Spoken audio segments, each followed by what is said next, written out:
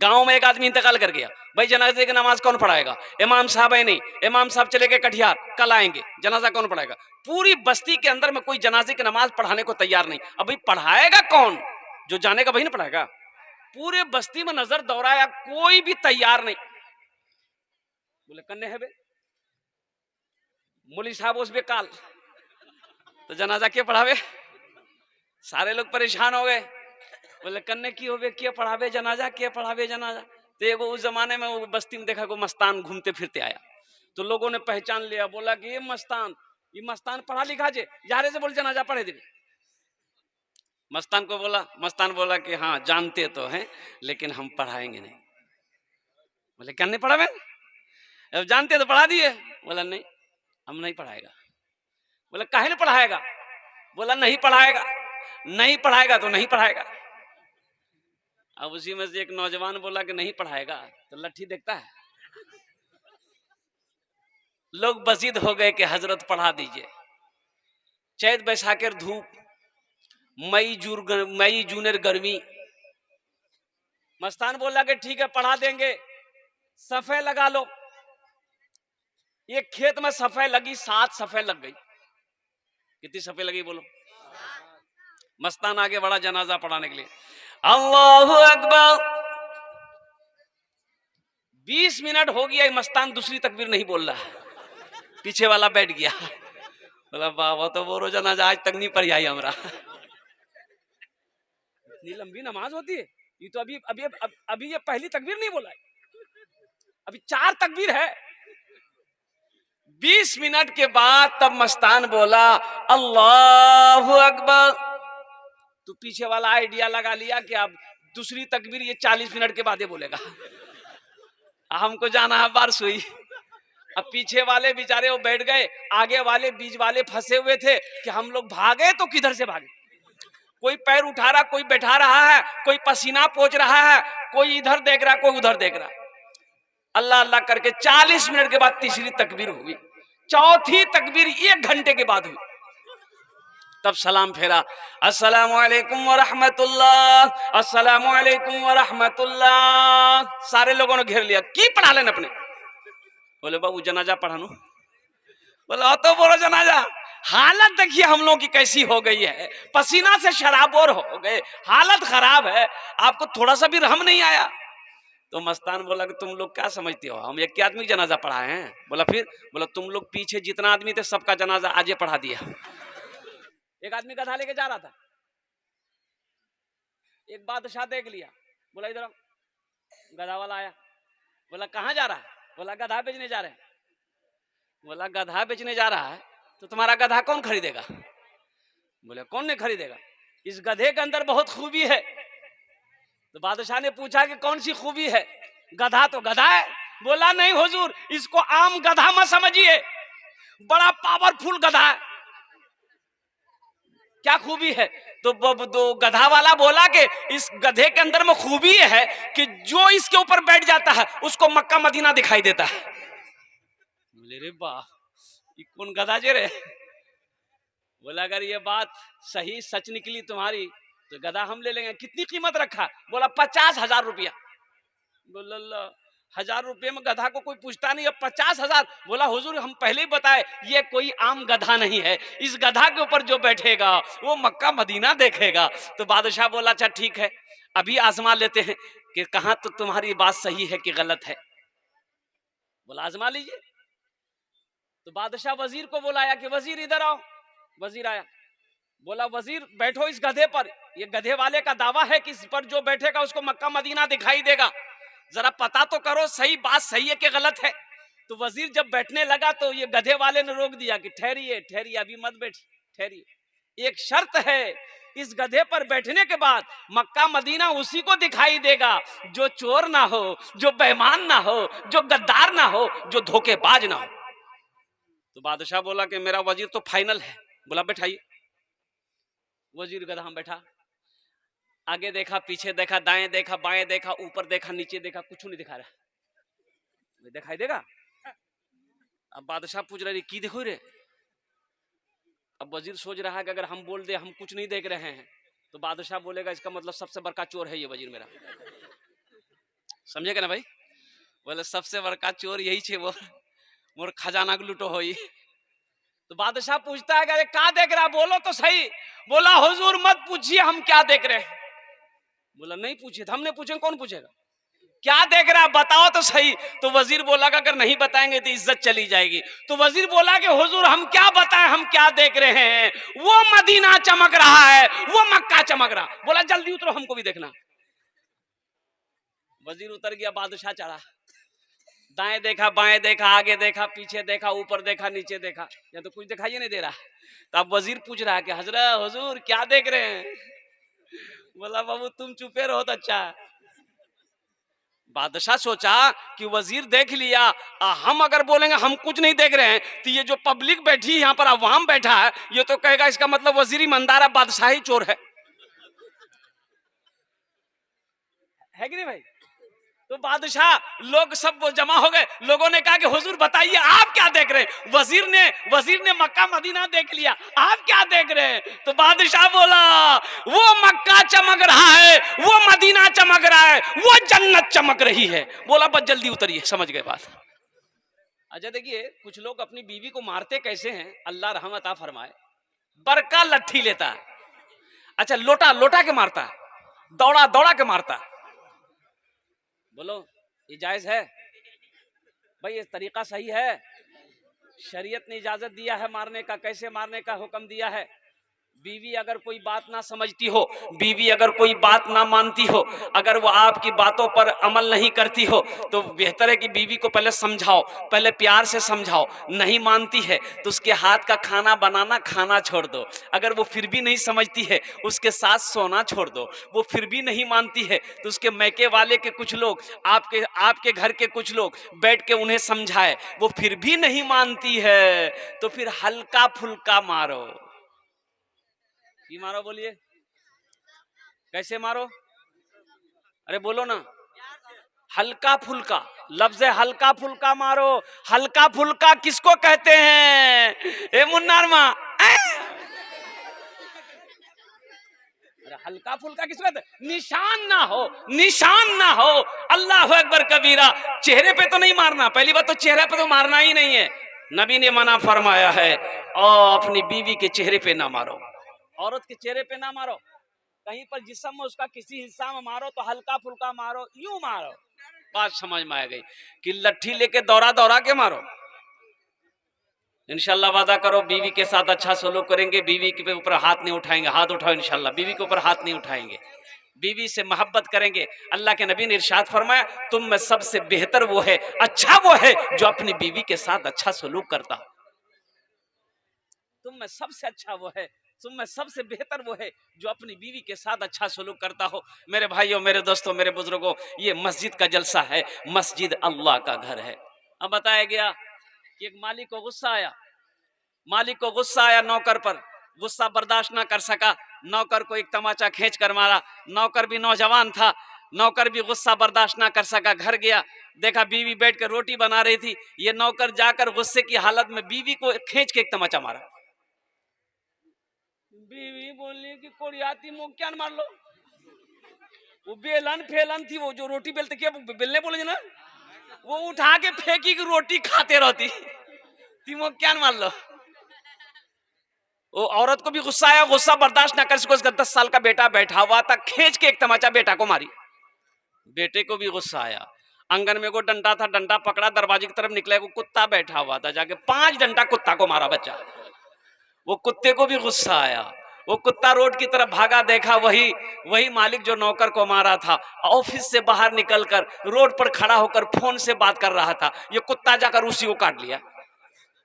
भला करो, भला करो तो भला पाओगे, बुरा करो तो बुरा मिले। एक हाथ से करो तो अपना दूजे हाथ से पाओगे, दूजे हाथ से पाओगे। क्या लेकर आए हो बंदे, क्या लेकर के जाओगे, करो इबादत तुम उस रब की, वरना कल पछताओगे, वरना कल पछताओगे। ये दुनिया आनी जानी है, एक दिन सब मिट जाएगा, तुम भी एक दिन मिट जाओगे। कीड़ा मकोड़ा खाएगा, कीड़ा मकोड़ा खाएगा। छल बुद्धि ना करो किसी से, छल बुद्धि ना करो किसी से, कांटे में फंस जाओगे। क्या लेकर आए हो बंदे, क्या लेकर के जाओगे, क्या लेकर के जाओगे। एक बात याद रखिएगा, ज्यादा चालाक आदमी कभी कभी गड्ढे में गिर जाता है, ढेर चालाक आदमी गड्ढे में गिर जाता है। एक आदमी को पटना जाना था, ओ आदमी बड़ा चालाक था, बड़ा चतुर था, बड़ा होशियार था। बारसोई स्टेशन पहुंचा और रात में शाम में गाड़ी थी। अब वो ट्रेन में चढ़ा, जिस डिब्बे में चढ़ा, अब वो रिजर्वेशन तो इसके पास में टिकट वो रिजर्वेशन का नहीं था, जनरल टिकट बनाया और बोगी में घुसा तो देखा कि इतनी भीड़ की पैर रखने की जगह नहीं। ये आदमी बोला कि बाप रे बाप, मुझे पटना जाना चाहिए और तो भीड़ मिजा बापा। बोले खान मुख दिमाग चलावा है बे। रोशनी कम थी डिब्बे में, रात का वक्त है, चिल्लाया सांप सांप सांप सांप। अब सांप सांप बोला तो हरकम मच गया पूरे डिब्बे में। कोई उसको वो ढकेल रहा, उसको ढकेल रहा, कोई खिड़की से बाहर निकल रहा, कोई गेटे तक से बाहर निकल रहा। देखते देखते पूरा डिब्बा खाली हो गया। बोला ना बाबा ना, जिंदगी बचे रह जावे नहीं, काल में पटना चले जाओ, लेकिन आज इस डिब्बे में नहीं जाएंगे। इसलिए कि एक आदमी सांप देख लिया। ये आदमी देखा कि भाई पूरा डिब्बा खाली हो गया, बोला क्या हा हा मोर दिमाग काम करेगा। बैग खोला, चादर निकाला, एक चादर सीट पे बिछाया, दूसरी चादर ओढ़ के सो गया कि अब मैं पटना पहुंचे जाऊं। नींद आ गई, नींद आ गई। अब सुबह वो चाय वाले स्टेशन में चाय बेचते हैं ना भाई, वो चाय वाला आया, चिल्लाने लगा, वो चाय पी लो चाय पी लो चाय पी लो। इसकी नींद खुली, चाय वाले को बोला भाई इधर, तो बोला कि बाबू चाय पिलाओ हमको। तो चाय वाले ने चाय दिया, तो बोला बाबू ये गाड़ी पटना पहुंच गई। तो चाय वाला बोला पटना, ये तो बारसोई है। बोला कि बोलो ही रहे, अरे रात में हम गाड़ी पटना वाली पकड़े थे। बोला नहीं, गाड़ी तो आप सही पकड़े थे, लेकिन एक आदमी इस डिब्बे में सांप देख लिया था। बोला फिर क्या, कोई पैसेंजर इसमें चढ़ने नहीं मांग रहा था। यह बात रेलवे महकमा को पता चल गया, इस डिब्बे में सांप घुस गया है, कोई पैसेंजर चढ़ने नहीं मांग रहा है। तो ऊपर से ऑर्डर आया, इस डिब्बे को छांट के बारसोई में छोड़ दो, बाकी डिब्बा लेकर पटना चले जा। बेकार जिंदगी को तू अपनी सवार ले, बेकार जिंदगी को तू अपनी सवार ले। तौबा का दर खुला है, खुदा को पुकार ले। तौबा का दर खुला है, खुदा को पुकार ले, खुदा को पुकार ले। संजीदा हो जाइए, इसलिए ढेर चालाकी नहीं करनी है, तकरीर सुन लेना है और चंदा नहीं देना है, ऐसे ही चले जाना है। चंदा दे के जाना है। सबसे पहला अल्लाह का घर कहाँ है? सबसे पहला अल्लाह का घर कहाँ बना? सबसे इस धरती पर सबसे पहला अल्लाह का घर, सबसे पहली मस्जिद कहाँ बनी? और उस मस्जिद का नाम क्या है? उस मस्जिद का नाम है खाने काबा। उस घर का क्या नाम है बोलिए? खाने काबा। खाने काबा कहाँ है? मक्का में है। खाने काबा कहाँ है बोलिए? मक्का में। मक्का का पहला नाम क्या है? मक्का का पहला नाम है बक्का। मक्का का पहला नाम क्या है? भक्का। ये देखिए बोलता भक्का। बोलो जो भक्का खाजी हुआ भक्का, ओटा भक्का नहीं, बक्का छे बक्का।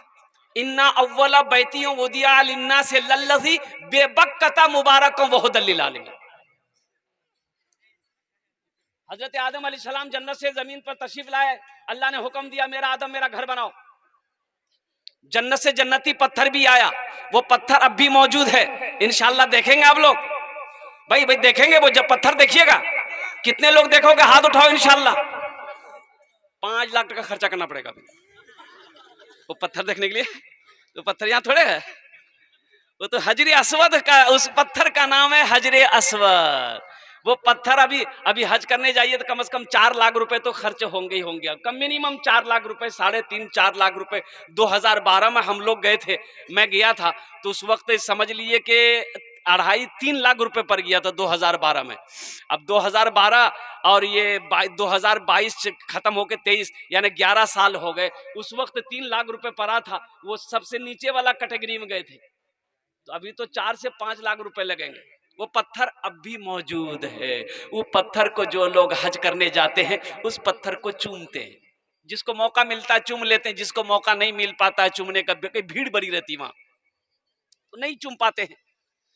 नबी की सुन्नत है उस पत्थर को चूमना, नबी की सुन्नत है। हजरत उमर फारूक रजी अल्लाह ताला अन्हु जब उस पत्थर के करीब गए, आपने फरमाया, ए हजरे अस्वद, तू सिर्फ एक पत्थर है, ना तू नफा पहुंचा सकता है ना तू नुकसान पहुंचा सकता है। मैं तुम्हें चूम इसलिए रहा हूं कि मेरे नबी ने तुम्हें चूमा है।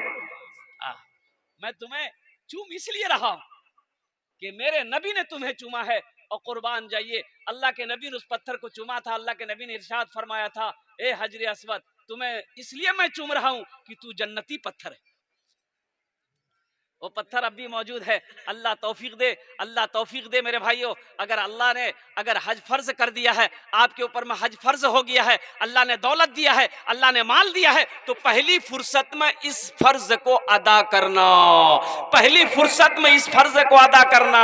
इस फर्ज को अदा किए बगैर, अगर आपके ऊपर में ये फर्ज था हज, आप बगैर फर्ज अदा किए हुए मर गए, क्यों मरे? कंजूसी की वजह से, बखीली की वजह से अगर मर गए कि नीनी बाबा के जावे 5 लाख टका खर्चा करवा, 5 लाख टका खर्चा हो जाएगा, 4 लाख रुपए खर्च हो जाएगा, नहीं नहीं हम हज करने नहीं जाएंगे। और सुनो, अल्लाह ने दौलत दिया था, आपने इनकार कर दिया। अल्लाह ने माल दिया था, आपने कंजूसी बखीली की वजह से हज नहीं किए, ऐसे ही मर गए। तो सुनो, अल्लाह के नबी इरशाद फरमाते हैं, वो मोमिन की मौत नहीं मरा, वो तो या तो यहूदी होकर मरा है, या तो यहूदी की मौत मरा, या तो वो नसरानी की मौत मरा है। इंशाअल्लाह अल्लाह दौलत दे तो पहली फुर्सत में इंशाअल्लाह हज करेंगे। मैं दुआ करता हूँ, हाथ उठाओगे इंशाअल्लाह, हम लोगों के मौला अपनी जिंदगी में एक बार खाने काबा का और अपने महबूब का रोजा नसीब अता फरमा दे, जियारत नसीब फरमा दे। बड़ा मुकद्दस जगह है, जब वहां चले जाइएगा ना तो आने को जी नहीं चाहेगा। मक्का चले जाइए, मदीना चले जाइए, तो बस यही कहिएगा कि मौला मौत यही हो जाए, यही मैं मर जाऊं, फिर हिंदुस्तान ना जाऊं। वहां का मंजर जब आप देखोगे, वो हसीन मंजर, अल्लाह अकबर कबीरा, क्या इबादत में मजा लुत्फ आता वहां पर, जी चाहेगा कि हम नमाज पढ़ते रहे। अब वो जगह जहां मौत हो जाए, ऐ है उसका क्या कहना। जिसका जिस्म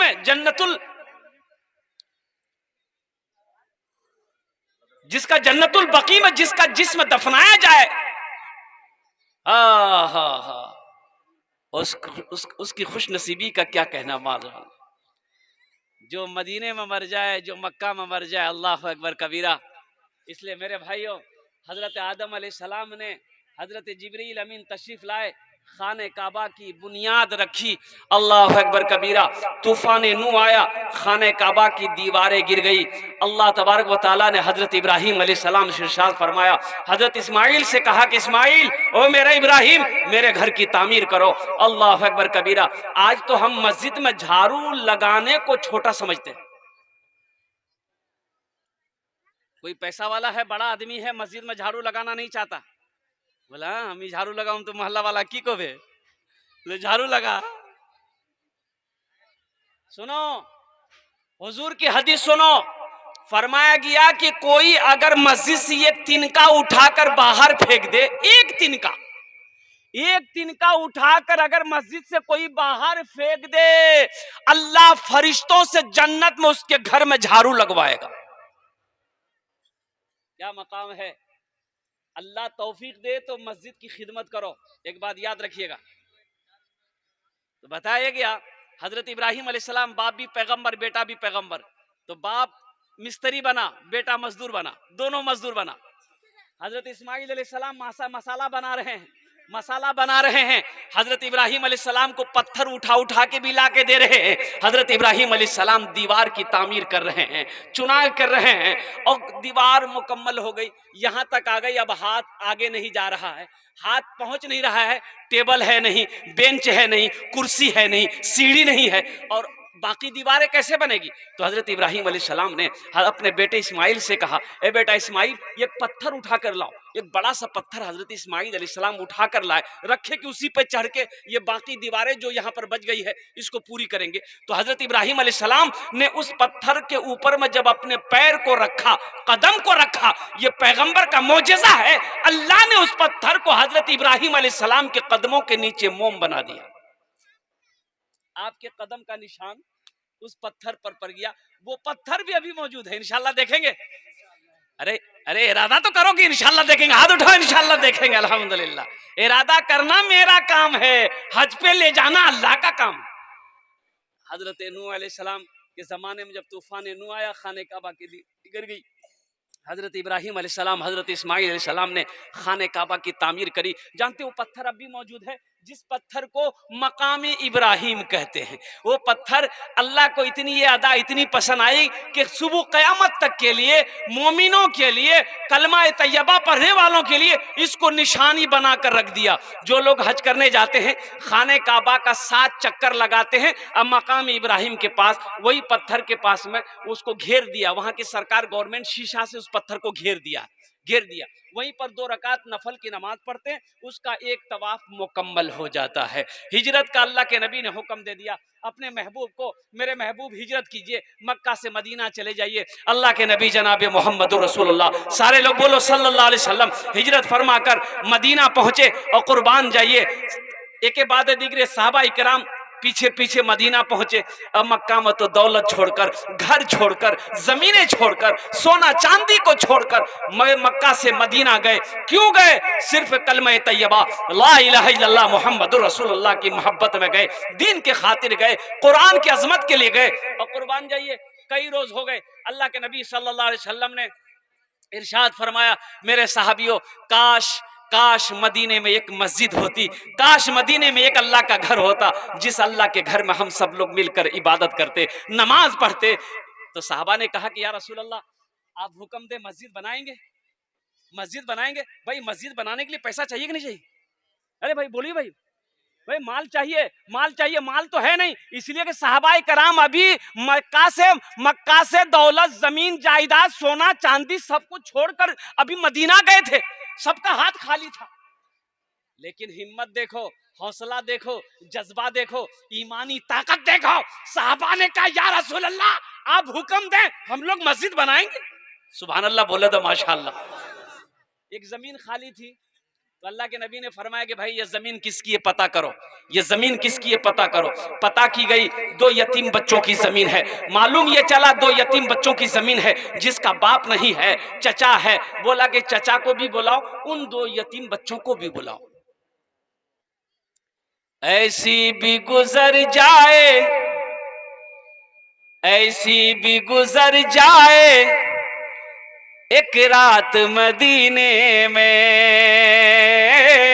एक रात मदीने में, ऐसी भी गुजर जाए एक रात मदीने में, हम हो मेरे आका हो एक साथ मदीने में, हम हो मेरे आका हो एक साथ मदीने में, एक साथ मदीने में।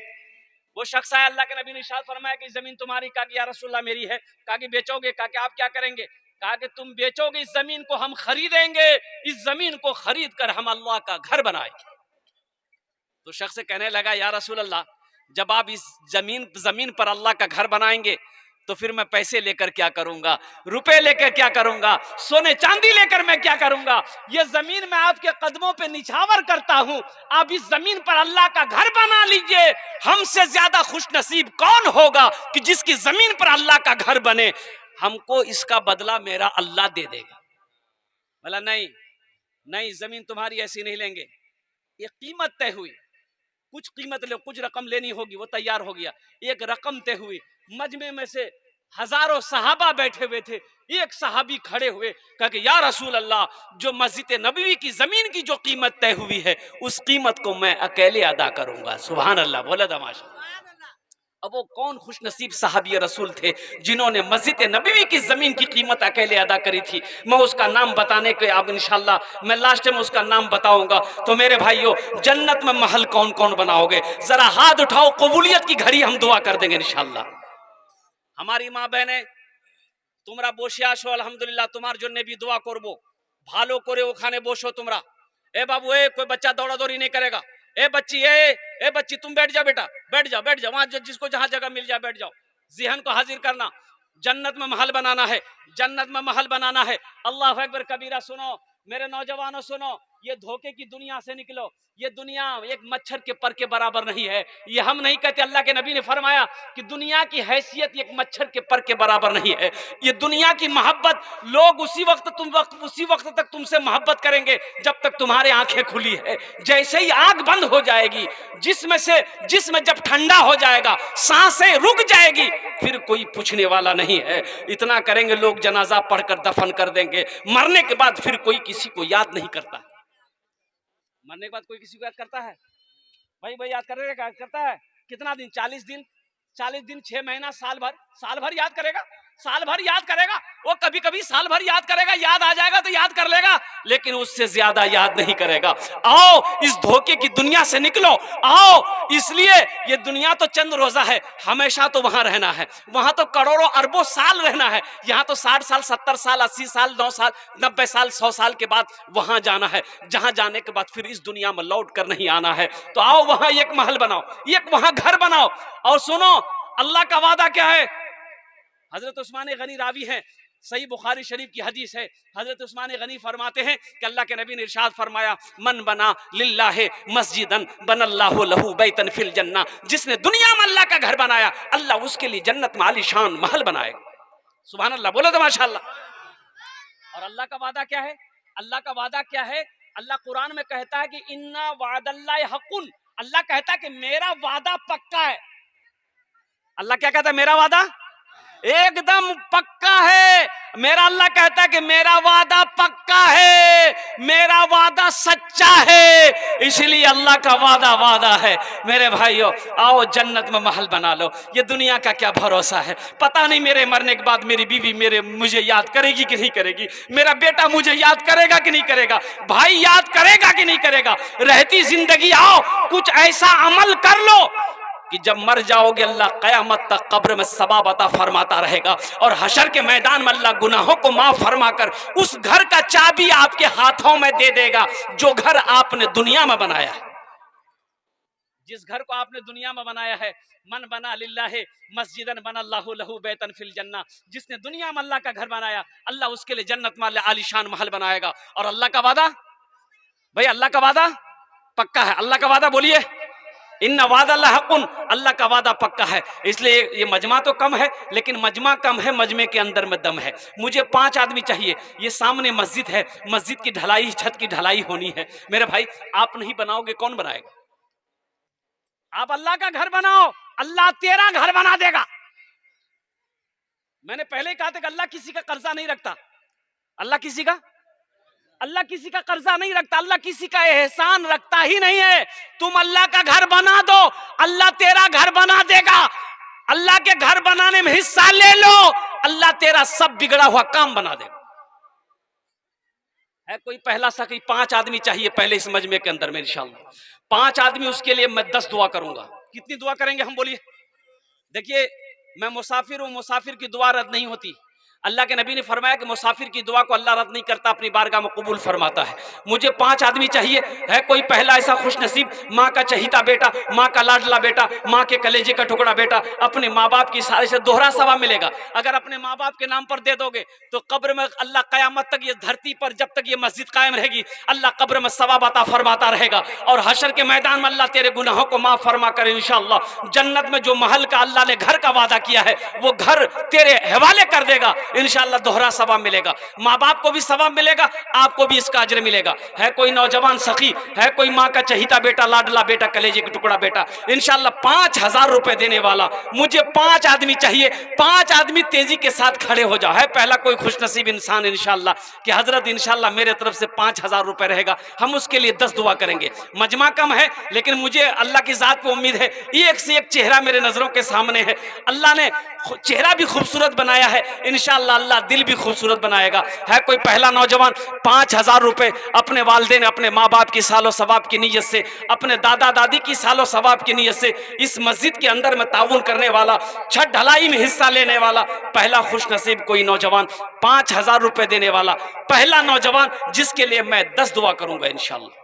है कोई पहला नौजवान है भाई 10,000 5,000 रुपए देने वाला, एक आदमी कोई तैयार हो जाए मेरे भाई, एक आदमी, पहला आदमी देखना चाहता हूं वो कौन खुशनसीब नौजवान है जिसका पहला चंदा इंशाल्लाह पहले, उसका पहले फहरिस्त में नाम आ जाए।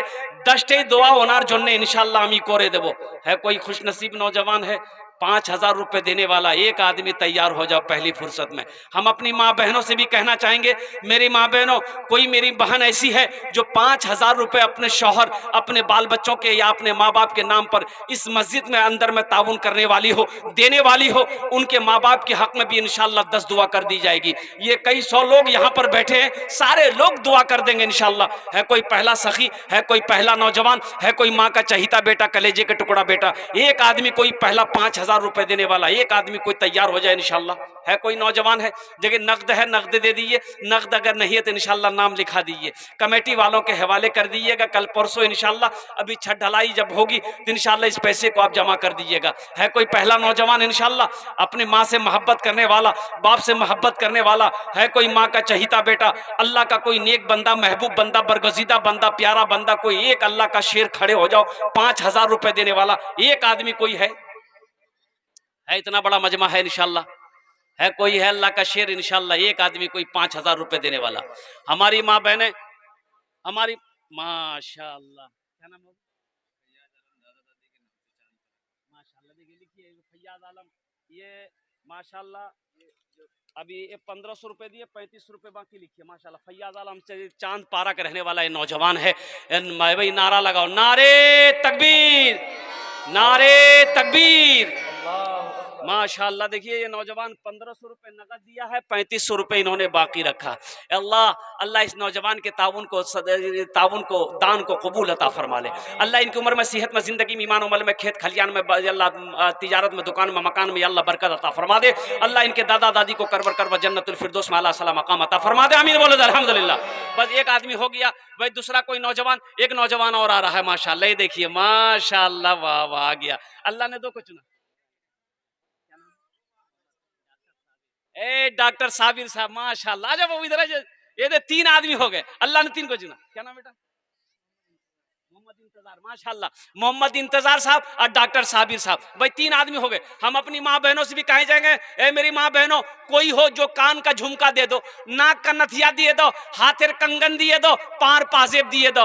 अल्हम्दुलिल्लाह, आज अपना जेवर देकर अल्लाह का घर बना दो, अल्लाह जन्नत में सोने का कंगन यहां तक पहना देगा, अल्लाह जेवर से आरास्ता कर देगा। अल्लाह का वादा सच्चा वादा है।